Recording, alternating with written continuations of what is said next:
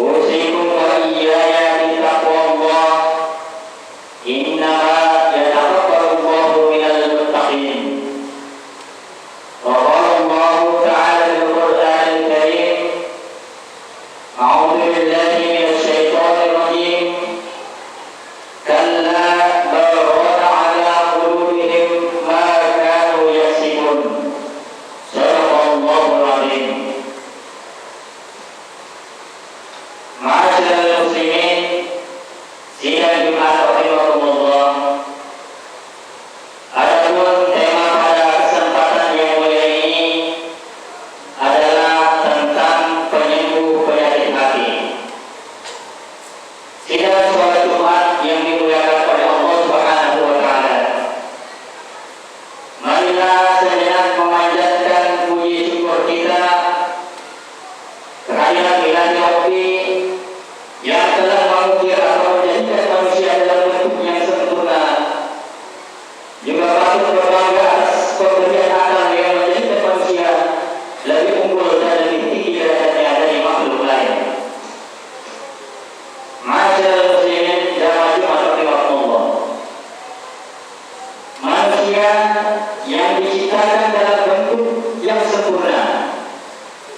dilengkapi pula dengan sebuah alat yang mampu mendeteksi mana yang baik dan mana yang buruk.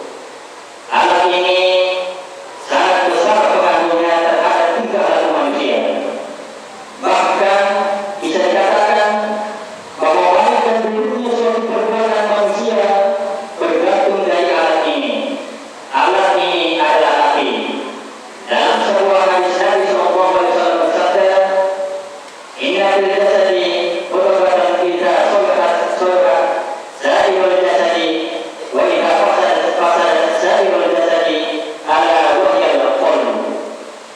Ketahuilah, sesungguhnya di dalam tubuh manusia itu ada segumpal darah. Jika segumpal darah itu baik, maka seluruh tubuh itu akan menjadi baik. Tetapi jika segumpal darah itu rusak atau buruk, maka buruklah seluruh tubuh. Ingatlah, itulah adalah hati. Al-Hadid. Dari hadis ini menunjukkan bahwa hati manusia itu ada yang baik dan ada yang buruk. Jika hati manusia itu buruk, maka perbuatan yang dilakukan adalah perbuatan yang buruk pula.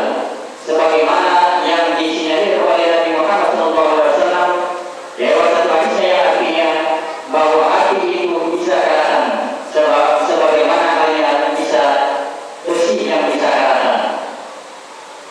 Untuk melihat lebih jauh tentang hati manusia, mari kita perhatikan perkataan Imam Al-Ghazali yang mengungkapkan tentang sifat-sifat hati, bahwa pada diri manusia itu berkumpul 4 macam sifat. Yang pertama, sifat kekuasaan. Yang kedua, sifat kebinatangan. Yang ketiga, sifat kesyaitan. Dan yang keempat adalah sifat ketuhanan. Keempat sifat yang berkumpul pada diri manusia itu seolah pada kulit manusia berkumpul babi, anjing, setan, dan hakim atau orang yang bijaksana. Babi itu diilustrasikan adalah syahwat. Oleh karena babi itu tidak tercela karena bentuk dan warnanya, akan tetapi melainkan kerakusannya, yaitu banyak makan dan tamak. Sedangkan anjing itu diilustrasikan amarah. Oleh karena itu, anjing yang galak itu bukan dilihat dari rupa, bentuk dan warnanya, akan tetapi dari ruhnya yang puas, galak, menerkam dan suka bermusuhan. Adapun setan, maka ia dengan itu menggerakkan syahwat babi dan kemarahan binatang buas, menggoda yang satu dengan yang lain dan menghiasi apa yang menjadi kesukaan keduanya. Adapun hakim atau orang yang bijaksana, yang menjadi perumpamaan dari akal, diperintahkan untuk menolak budaya dan juga setan, serta diperintahkan untuk menyingkap segala keraguan dengan basirahnya atau pandangan hati. Dan ia diperintahkan juga untuk menumpas kesalahan babi dengan menggunakan kekuasaan anjing, karena kekuasaan anjing itu dapat mengalahkan kegagalan syahwat. Dan diperintahkan menolak kekuasaan anjing dengan menggunakan kekuasaan syahwat, sehingga anjing itu tunduk di bawah siasat akal. Adapun manusia dikuasai oleh amarah, maka ia akan melakukan perbuatan-perbuatan serigala yang berupa permusuhan, kebencian, menyerang orang lain dengan pukulan dan cacian. Apabila manusia dikuasai oleh syahwat, maka ia akan melakukan perbuatan-perbuatan binatang yang berupa kerakusan, kerohaan, keganasan nafsu syahwat, dan lain-lainnya. Apabila nafsunya itu didasari perkara ketuhanan, seperti yang difirmankan Allah SWT, "Qul hukum min amri rabbi," katakan bahwa ruh itu termasuk urusan Tuhanmu. Maka disinilah akallah yang berhak menjadi Tuhan, menjadi penguasa dan pemaksa, tetapi ia telah dipaksa untuk melayani yang tiga itu, yaitu setan, babi, dan anjing. Maka sudah barang tentu di dalam hatinya berkembang dan bertumbuh sifat-sifat yang akan menjadi cat kotoran yang dapat mematikan dan merusakkan hati. Maka ia akan mendakwakan dirinya sebagai Tuhan. Ia menyukai kekuasaan, keluhuran, keistimewaan, dan kebebasan dalam segala urusan. Dengan mematuhi babi syahwat, babi atau syahwat menunjukkan bermacam-macam sifat seperti tidak punya rasa malu, kotor, boros, kikir, ria, suka membuka rahasia, bersenda gurau, bermain-main, serakah, rakus, penjilat, hasut, busuk hati, suka mencela dan lain-lainnya. Dengan mematuhi anjing atau amarah, maka dalam hati akan berkembang sifat-sifat seperti acuh-acuh, sembrono, angkuh, suka dipuji pada dia tidak berbuat, suka membangkitkan amarah, takabur, ujub atau mengagumi diri sendiri, mengejek, menghina, menganggap rendah orang lain, berkemauan jahat, ini menganiaya dan lain-lainnya. Dengan mematuhi setan atau dengan perantaraan patuh kepada syahwat dan amarah, maka akan membuahkan berbagai sifat seperti menipu, membunuh, mencelakakan orang, berani berlebihan, mencampur adukan urusan, memperdaya, memalsukan, berkata boros, berkata kotor, dan sebagainya. Keadaan di atas, bila dibalik dan semuanya dipaksa dibawa ke sifat ketuhanan, maka akan tetaplah sifat-sifat ketuhanan itu di dalam hati. Bila mampu mengangkat ketiga hal di atas, yaitu setan, babi, dan anjing, maka sifat yang muncul adalah sifat yang luhur, berakhlak mulia, terpuji, bertanggung jawab, dan sifat baik lainnya. Saudara-saudaraku seiman yang berbahagia, memperturutkan pada sifat-sifat yang terkandung pada syahwat, amarah, dan setan akan menimbulkan penyakit hati. Penyakit hati diibaratkan seperti noda hitam yang apabila dibiarkan naik kepada kertas putih satu persatu, maka lama-kelamaan noda hitam itu berkumpul menjadi noda hitam yang lebar dan akan menutupi kertas putih. Kertas yang tadinya putih dan bercahaya akan berubah menjadi kertas hitam yang gelap. Kebiasaan membiarkan diri dari hal yang tidak baik adalah suatu kekeliruan. Membiarkan diri jatuh dalam pengaruh yang dapat merusak keyakinan atau tidak adalah kesalahan besar. Jangan biarkan dirimu mudah terpengaruh oleh lingkungan yang akan merusak kebaikan selama ini. Jangan merasa malu dengan teman yang berbuat tidak baik, seperti diajak minum minuman keras atau obat-obatan.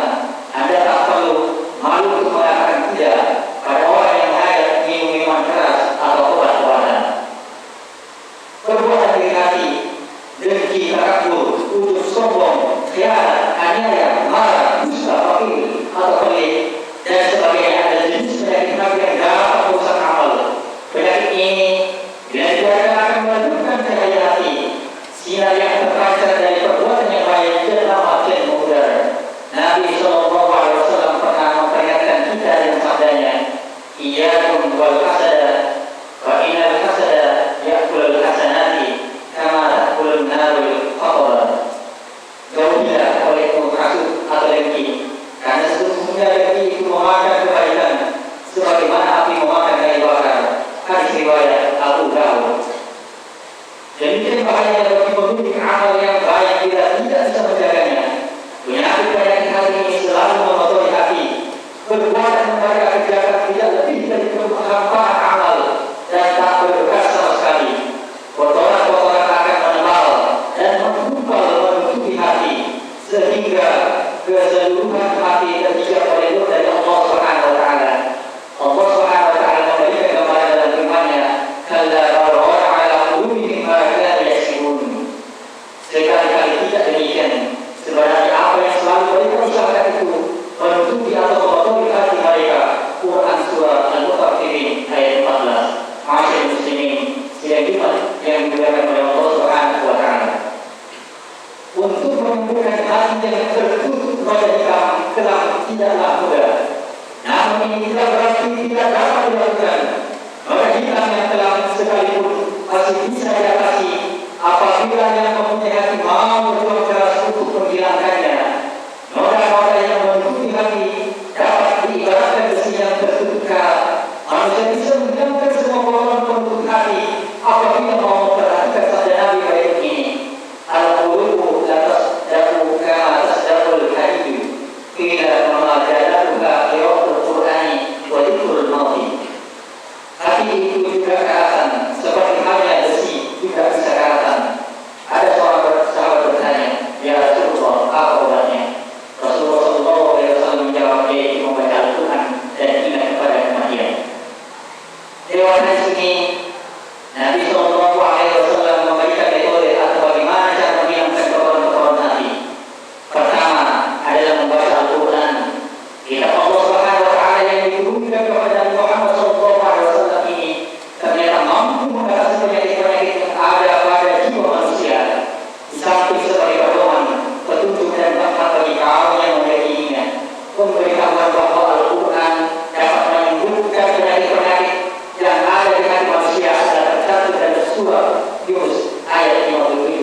أعوذ بالله من الشيطان الرجيم.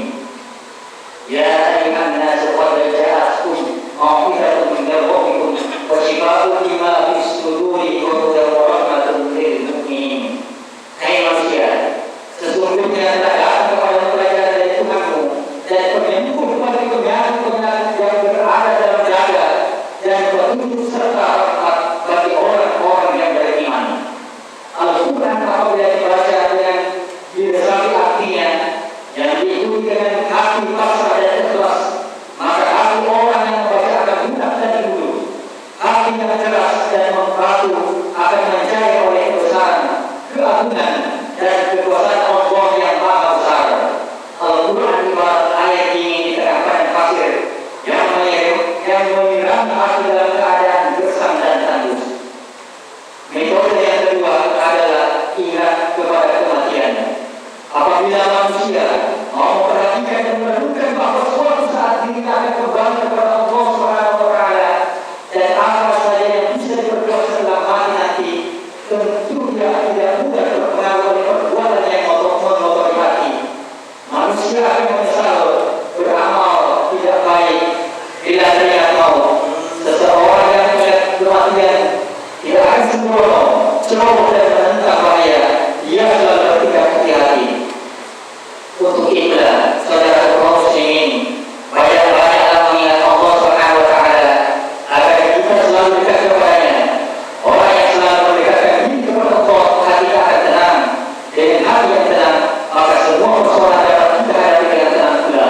Dengan ketenangan akan melahirkan pemikiran jernih dan kesadaran tinggi, sebagaimana dalam Al-Quran surah Ar-Ra'd ayat 28. Alladzina amanu wa tatma'innu qulubuhum bi dzikrillahi wa la bi dzikrillahi tatma'innul qulub.